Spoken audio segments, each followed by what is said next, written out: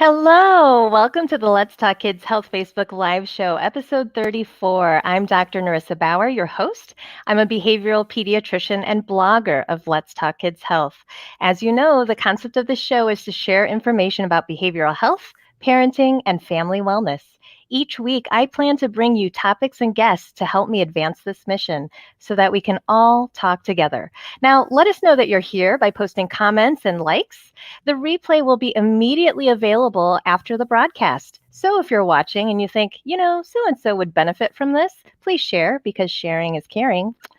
And as you know, if you don't want to miss future episodes or maybe check out some of my past ones, please subscribe to my YouTube channel, Narissa Bauer MD, and follow my blog Facebook page, Let's Talk Kids Health. All right. So now let's go on to this week's guest. Let's welcome Dr. Zack Adams. Dr. Adams is a clinical psychologist and faculty member in the Indiana University School of Medicine Department of Psychiatry, where his work focuses on understanding and improving care for youth and families with substance use and trauma-related mental health concerns. He conducts research through Indiana University Adolescent Behavioral Health Research Program and provides leadership for a number of training and workforce development programs related to improving access to high-quality behavioral health services across Indiana. Dr. Adams also is a practicing clinician who sees patients and trains learners through the Riley Child and Adolescent Psychiatry Clinic. Hello, Zack. I am so glad to reconnect with you. It's good to be with you, Narissa. Thanks for the invitation. Yes, I am so excited. And for those of you who watched last week, as you know, this is a two-part series. And I am so excited that we're talking about this subject today. And so I guess I'd start off by just asking, well, first of all, just a personal question, like how did you actually get interested in this topic area? Sure. Yeah, great question. So as you mentioned, I'm a clinical psychologist, and in my graduate work, a lot of what I was interested in studying was, disruptive behavior disorders in young kids, and over time started having more clinical experiences and asking research questions related to kind of where things go from there. And that led me to some work with, lab-based studies on college drinking and substance use among young adults.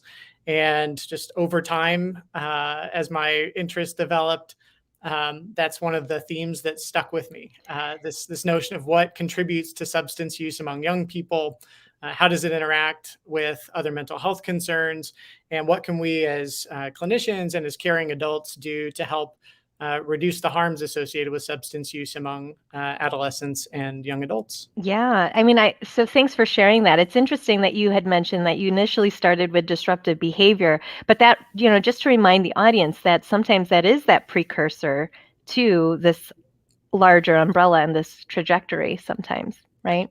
Yeah, so I think it's a really important reminder that there's a lot of different pathways to substance misuse, substance use disorders.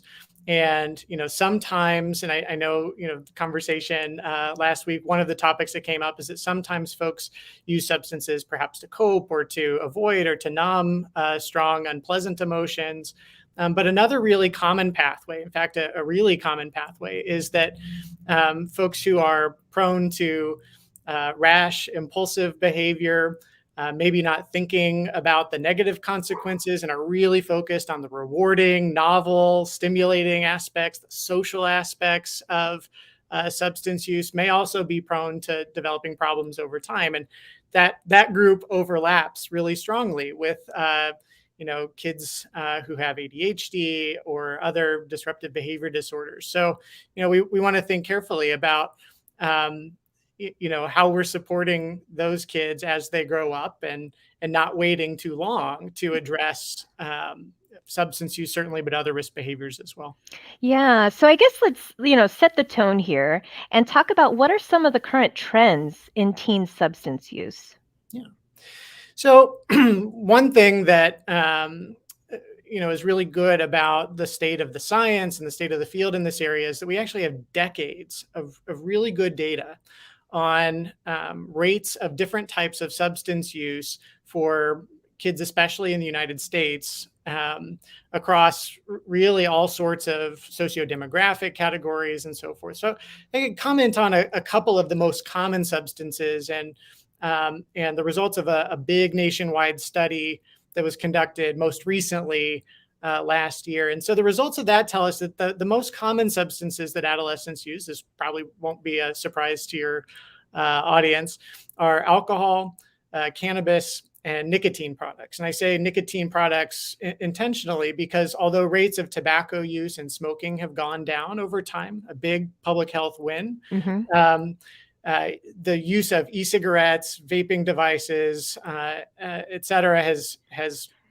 gone up, and it's quite high. So if we look at the numbers from last year, something like a third of high school seniors report that they used a nicotine vaping product in the last year, with 7% of high school seniors saying that they do so daily.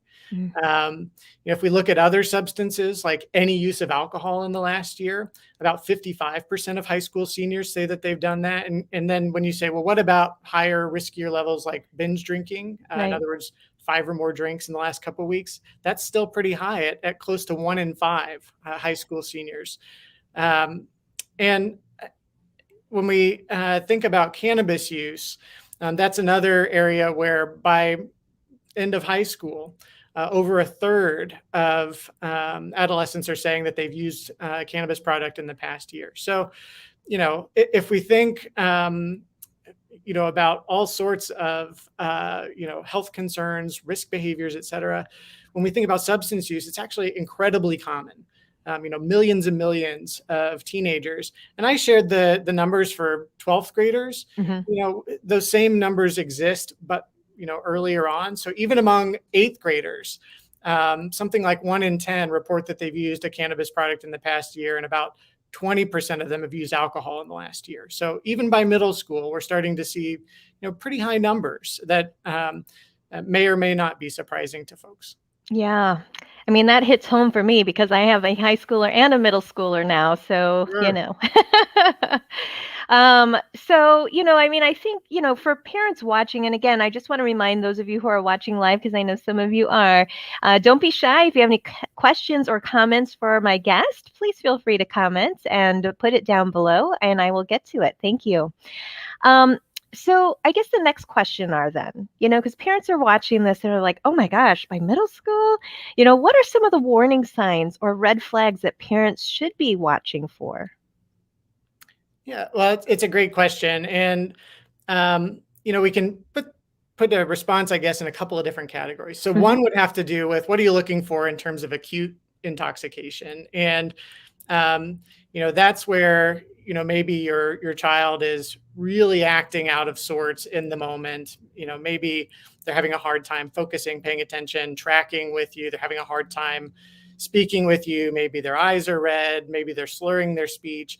These are signs and symptoms that vary a little bit by substance, but that tend to be acute, meaning that they go away as the sort of substance clears their body. But then there's sort of the broader set of signs or symptoms that you might be on the lookout for to say, maybe this is more than a one-time sort of experimentation and something that we might need some additional attention for. So, along those lines, these are a lot of the same signs, by the way, that you might be on the lookout for other mental health concerns.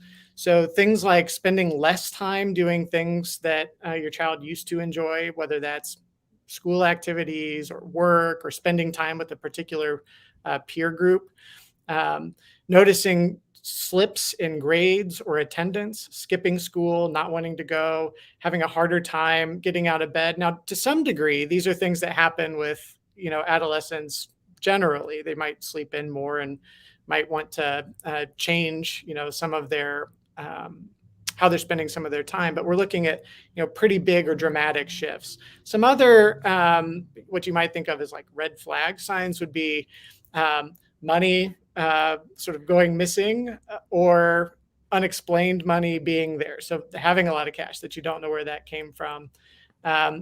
Sometimes we hear from parents that their kids have started using like really strong scented incense or deodorizers or things to cover up the smell of whether it's smoke or other products in their rooms or on their clothing.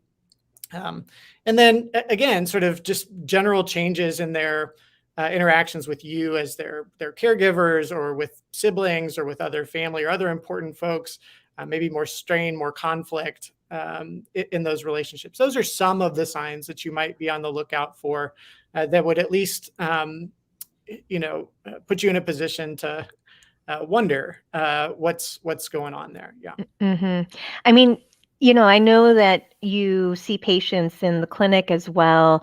I mean, are there any ways that you suggest to parents to broach this topic with their kids? Because, sometimes, especially as they're going into adolescence and they're, no longer talking, kind of just, kind of grunts and, and parents are like, I asked them about their day and I get this, how can we get our teens and our parents talking about not just, just this topic, especially because it's really sensitive. And I can imagine that some parents struggle with how to even bring it up. Sure. Yeah.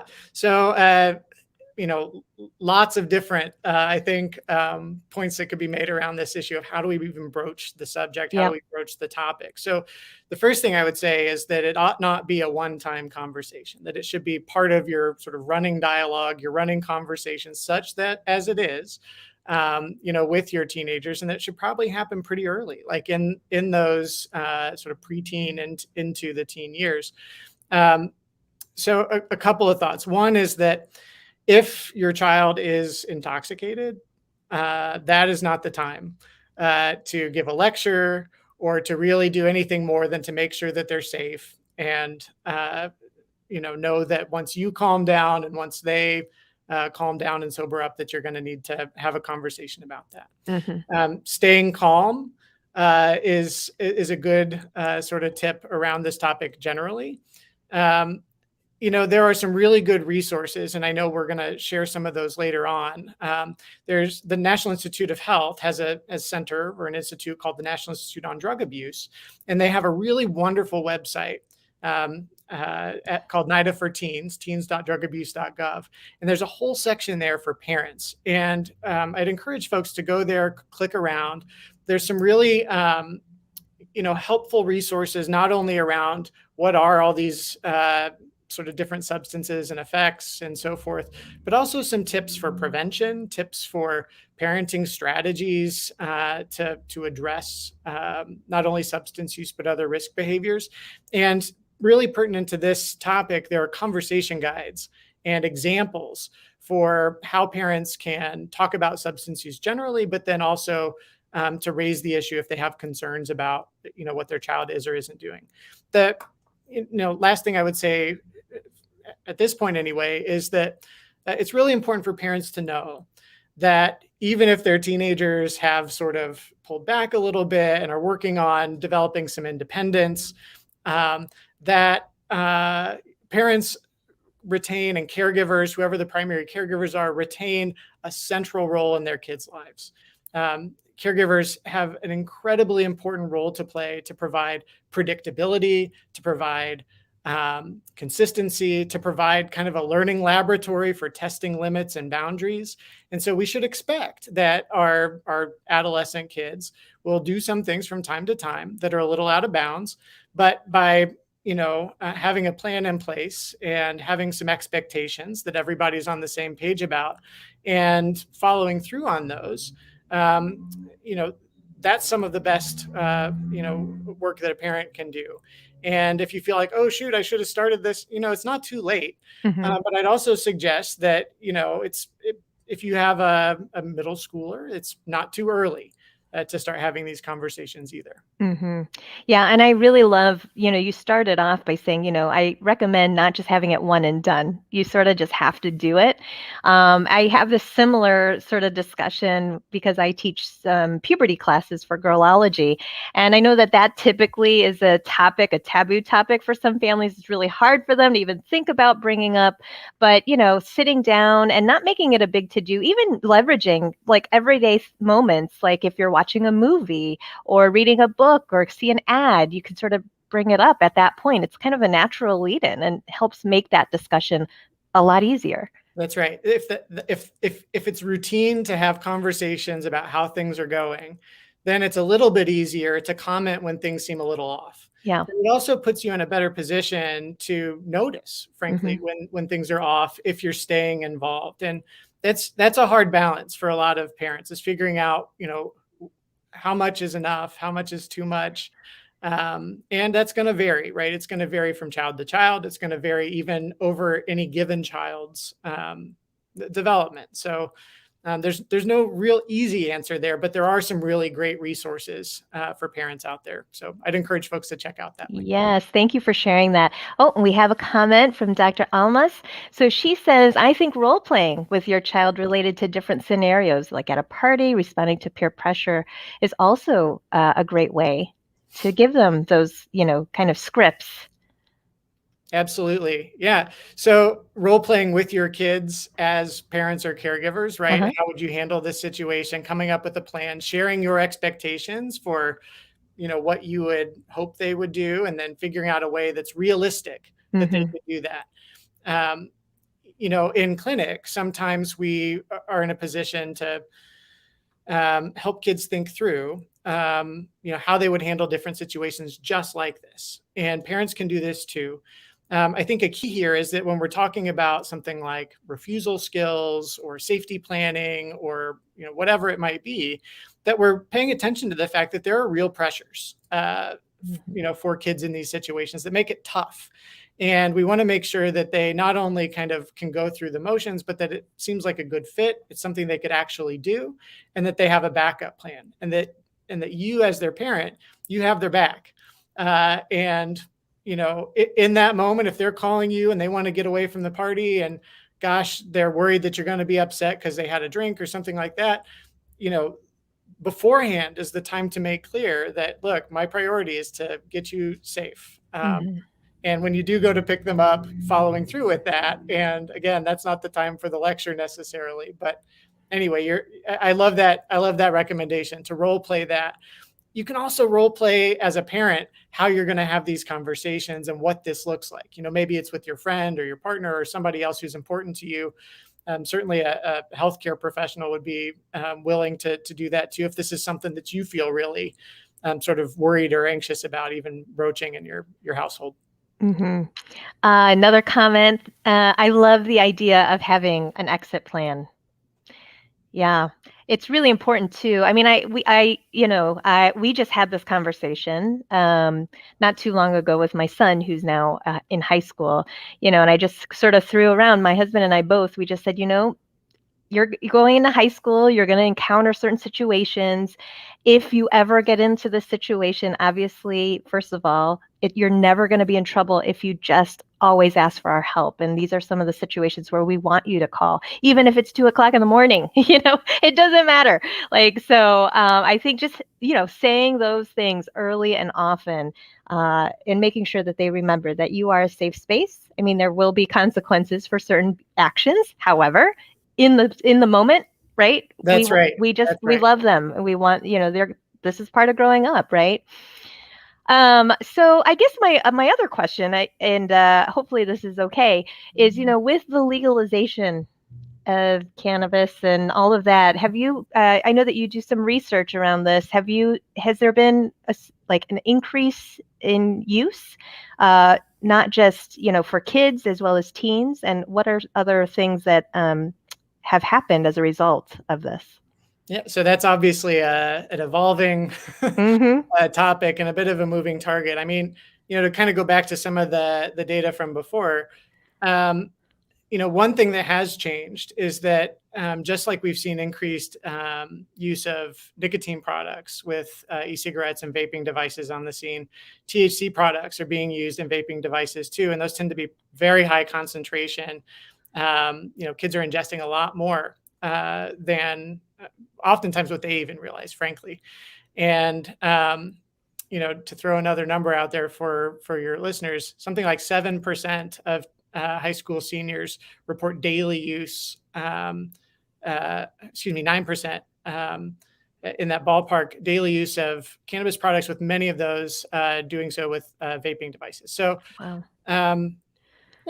So that's not directly related to this issue of legalization per se, but certainly increased access, changes the field, and it makes things in some ways more difficult, I think, for parents and health professionals to sort of monitor. I guess one note on that front is that, with adolescents and cannabis use, this is not a new argument with legalization, but it's another one that comes up is, well, if my parents, or if when I'm in college, or when I'm an adult, if it's legal, then what's the big deal? And I think it's important for both adolescents and caregivers to know that there do seem to be some unique impacts of use of marijuana and other, cannabis products on the developing brain. That for some people, it increases the risk for certain mental health conditions, including psychosis. That it can really do a number on how folks are doing in school, which affects all sorts of prospects for their adulthood. So sometimes in clinic, we're in a position to say something like, you may choose to use this as you get older. Just want to make sure you have a clear understanding of how that may affect you now versus in the future. That if you can wait, you might avoid a lot of the harms that seem to be associated with use during your teenage years. And before we get to the next question, I do want to ask too, like for those that are watching or maybe thinking about this issue, is what role does family history play? And how concerned should parents, like if there is a known family history, sometimes parents are really even more attuned to this. Yeah. So this plays out a lot of different ways, as you know. So having a family history of addiction or really other behavioral health concerns, frankly, increases the likelihood or vulnerability or risk that an adolescent will have either develop a substance use disorder, or at least may have some difficulty with substances at some point in their life. And a few different channels through which that effect goes, right? So some of it is biology. Some of it has to do with how the family what kids might be exposed to in their household. One thing I would, caution is that sometimes there's an impulse to keep a secret, like to not tell or to not share a family history. And that's every family's decision. And, it's your choice on what to do there. But I would say that if the concern is that by not telling kids that there's a family history or this vulnerability, that it means that won't carry forward. Know that some of that is biologically driven, and that there could be some value in letting kids know that you're right. Some of your friends are using, and some of your friends don't seem to have any trouble in our family. Some of us, when we use, we have a really hard time stopping, or things really get out of control quickly. I just want you to be clear about that. So anyway, there's, more that certainly could be said there, but I think, family history is relevant here. But regardless of family history, all parents, I think, and all caregivers, have some things that they can do to reduce the likelihood that their kids or the kids in their lives are going to struggle with substance use. Right. And I really like how you worded that. Thank you. So how about for this? So let's say, you're seeing a family in clinic, and for those watching, occasional experimentation will happen in adolescence. But when does it cross over, and what does actual substance use disorder treatment involve or look like? So I know this was addressed a little bit in in a prior session where so the criteria and so forth for substance use disorders were outlined. And what it really boils down to is not just substance use, but is there impairment related to that? Are there distressing or upset feelings associated with it? And is there sort of a difficulty controlling that use over time? That can exist along a continuum. So one of our very first things that we do for kids that we have a question about how substance use is fitting into their lives is we do an assessment. We get to know them better. We get to understand not just their substance use, but also other things that are important to them, other things that are going on in their life, so that we can have a complete picture and not just focus on maybe the one thing that got them in trouble, or the one thing that is really causing a lot of conflict. But we are going to talk about their substance use. And so if it seems like that's really not a factor and it is experimentation, we might offer some guidance. We might offer kind of a brief, sort of conversation to help them not escalate beyond that. But in cases where substance use does sort of rise to the level of a substance use disorder, we start with that evaluation, and treatment programs, at least on an outpatient basis, tend to fall into two categories. One is very focused on the family. Again, really underscoring this notion that parents, caregivers, other family members have a really important role to play in helping kids reduce their use, stay safe, and start engaging in other sorts of behaviors instead. Other types of interventions are a little more focused on the teen themselves and help with not only building their internal or intrinsic reasons for reducing their use or making changes in their substance use, but also equipping them with the skills and strategies needed to continue to not use over time, to stay safe, and really, be in a strong position to pursue their other goals.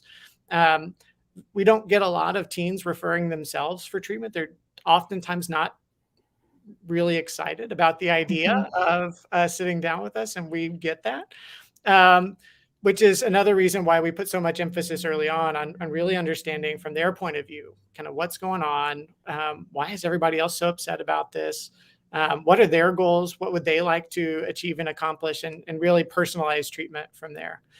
Last thing I would say, Narissa, is that I just commented on brief interventions, which may even happen in a primary care setting, right? Outpatient treatment, which oftentimes happens in mental health clinics or health center settings. There are a few other levels of care: intensive outpatient, partial hospitalization, residential programs, inpatient programs. And I outline those simply to say that there are lots of different ways that treatment can look. And I think when people think about substance use treatment or substance use disorder treatment, they oftentimes jump to residential programs or inpatient stays or rehab or whatever the case might be. And for adolescents, oftentimes sitting down on an outpatient basis for usually less than a semester's worth of time is usually pretty effective in helping kids kind of get back on track and kind of move on with their lives. So if that helps to demystify what substance use disorder treatment looks like for teens, I hope folks come away realizing that there's a lot of different ways that can look. Yeah. Yeah, and I think you brought up a great point that a lot of teens don't actually, sort of say, I want to do this, and so getting that buy-in, and I can imagine that a lot of your sessions really do involve the other supports. That's right. So in our program, for example, we have a clinician who meets individually with caregivers just to talk about parenting a teen who's struggling with substance use. We have a therapist who meets directly with the teen. And then we have prescribers on our team who help with medication management, not only for substance use disorders, but for co-occurring mental health concerns. Because as we said at the start, it's really common, and we see a lot of overlap between ADHD, depression, anxiety disorders, PTSD, oppositional defiant disorder, and so on. So, having that approach is helpful. With the teens, by the way, we're also working with them to figure out, well, if I'm not going to be using substances as much, and if I'm not going to be hanging out with this group of kids as much, what am I going to be doing instead? Right. So spending a lot of time figuring out what are safe, sober, structured, supervised activities that they can be doing that they enjoy, and to test those out over the course of treatment so that they figure out, what else they might do instead. Yeah, I love that. I love the focus on what else can they do instead, and hopefully finding a little bit more about themselves and their gifts and their strengths too. That's right. Especially if there's something that they've let go of or relationships that have maybe the ties have loosened a little bit. What a great opportunity to rekindle those interests and to get reconnected. Absolutely. We do have another question. So, what do you think about virtual intensive outpatient treatment? Yeah. This is a very Well, timely question. it's a timely question, and I mean, look, treatment programs have been put in a tough spot, and where we sit in Indiana, we simply don't have enough treatment programs, resources at really every level of care. And so it's great that folks have been able to innovate and think about how do we keep kids connected, given all the constraints of the pandemic and of geography and of other barriers that have presented themselves. Um, for some kids, that's going to be a good fit. For other kids, it may not be. And again, one of the factors, I'll say, comes back to the role of parents and caregivers. And, if it's a virtual program, I think one of the questions is, where is your child going to be sitting?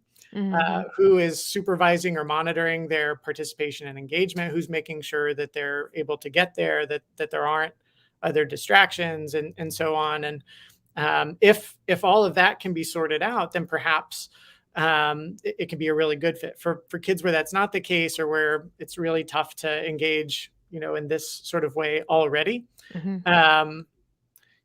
Sometimes we put a lot of effort in trying to find places where kids can go in person, but it's Mhm. a struggle. So it's a great question.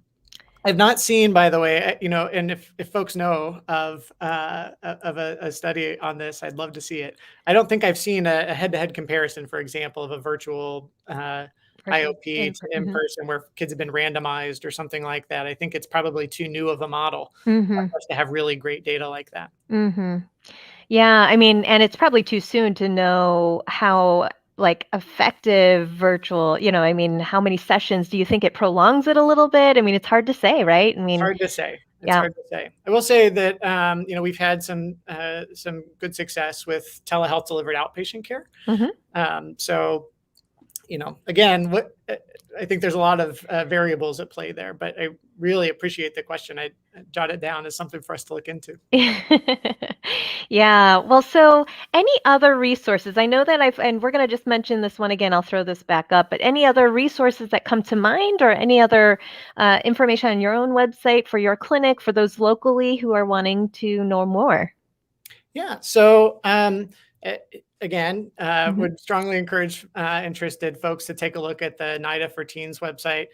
Not only is there good information there for parents, but there's a section for teachers and a section for teenagers themselves. Oh, And okay. so, good Mhm. information for all sorts of different audiences. And it's meant to be, uh, you know, uh, it's public information, right? It's not for scientists. It's not for clinicians. It's meant for the audiences I just mentioned. Mhm. Um, our program at Riley is the Adolescent Dual Diagnosis Program.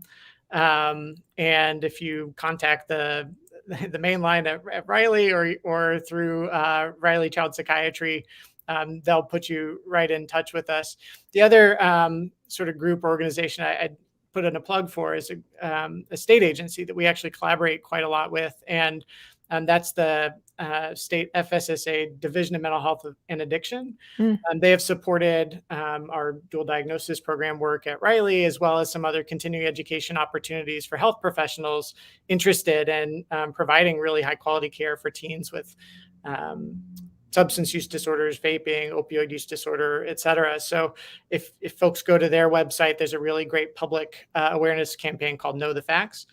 And it talks about stigma reduction and some things that we should all know about addressing addiction in our communities. Thank you for that, and I'll make sure to put that all in the video description after production. So, gosh, this has been a great conversation. Thanks to all of you who are watching, who ask questions. And so, again, I want to thank you for your time this evening. Well, And thank you. Really yeah. appreciate the opportunity. Yeah. So for those of you who tune in every week, next week's special guest is Dr. Valeria Nonclares, who will discuss early detection to intervention for autism. So that she does a lot of training overseas for the ECHO program, and she's really passionate about this work. So I'm really excited to have her on. And then just putting in a plug, it's still early September, but please, those of you who know me, I do a free parenting discussion book club. And the September book club pick is Conscious Parenting by Dr. Robert Saul. He's a pediatrician in South Carolina. The book is only 76 pages. And he has agreed to do a book club chat with me at the end of the month. So, a lot of the techniques that he talks about in the book could be applicable in this situation when you're talking to teens who are acutely intoxicated or have, ongoing issues. So, a lot of that kind of parenting mindset is what we're going to be talking about. So if you have any suggestions for future topics or guests, please don't hesitate to reach out to me at letstalkkidshealth@gmail.com or drop me a message on social media on any of the platforms. And again, remember, consider subscribing to my YouTube channel, Narissa Bauer, MD, to be alerted live when I go every week. Thank you so much. It was a pleasure talking to you.